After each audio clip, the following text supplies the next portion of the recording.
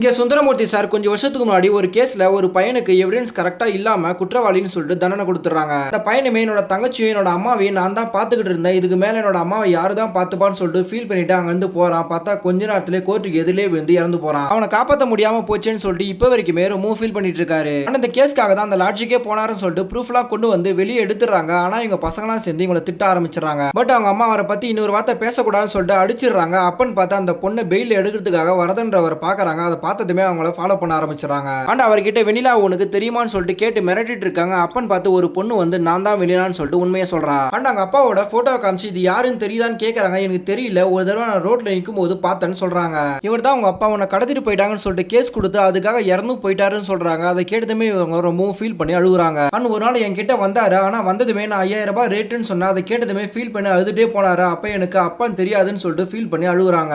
ஆக்சுவலா அன்னைக்கு தான் கவுன்சிலரோட பையன் அவங்களோட ஃப்ரெண்ட்ஸுங்களோட வந்து பொண்ணுங்களை கூப்பிட்டுருப்பாங்க. ஆனா ஏற்கனவே போன பொண்ணுங்க ரொம்பவும் சித்திரவதை அனுபவிச்சிருப்பாங்க. அதனால இந்த பொண்ணு வர முடியாதுன்னு சொல்லிடுறா. சோ வலுக்கட்டாயமா என்ன கடத்திட்டு போயிட்டு 2 நாள் சித்திரவதை பண்ணி தான் ரோட்ல போட்டுட்டு போயிட்டாங்க. அதுக்கப்புறம் இவர் தான் என்ன காப்பாத்தினாருன்னு சொல்றாங்க. ஆனா இவங்க அப்பதான் உன்னோட அப்பா இதை பார்த்துட்டு கம்ப்ளைண்ட் கொடுக்க வந்தாரு, கம்ப்ளைண்ட் எடுக்கணும்னு சொல்லிட்டு தான் கோர்ட்டுக்கு வெளியில இறந்து போயிட்டாருன்னு சொல்றாங்க. சோ உங்களுக்காக உங்க அப்பாவுக்காக தான் நான் கேஸ் எடுத்து நடத்திட்டு இருக்கோம், நீங்க தான் வந்து சாட்சி சொல்லணும்னு சொல்லிட்டு கேட்கறாங்க. ஆனா இந்த பொண்ணுமே பயந்துகிட்டு அவங்களை எதுக்குற சக்தி எங்ககிட்ட இல்லைன்னு சொல்லிட்டு முடியாது சொல்லிடுறா.